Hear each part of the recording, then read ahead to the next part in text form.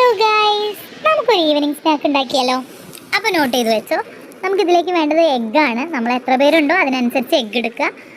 അതിലേക്ക് കുറച്ച് വെജിറ്റബിൾസ് നമ്മൾ ആഡ് ചെയ്തെടുക്കണം. ഒനിയൻ, ടൊമാറ്റോ, ചില്ലി, ഇത് മൂന്നും ഇട്ടിട്ട് നന്നായിട്ട് മിക്സ് ചെയ്ത് കൊടുക്കുക.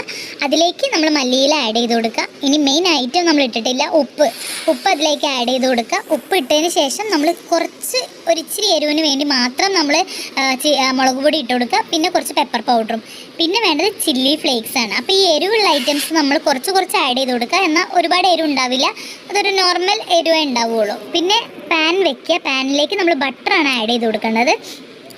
ബട്ടർ ആഡ് ചെയ്ത് കൊടുത്തിട്ട് ഓംലെറ്റ് പോലെ നമ്മൾ മുട്ട അതിലേക്ക് ഒഴിച്ചു കൊടുക്കുക, ഒരു ഓംലെറ്റ് ഉണ്ടാക്കുന്ന പോലെ.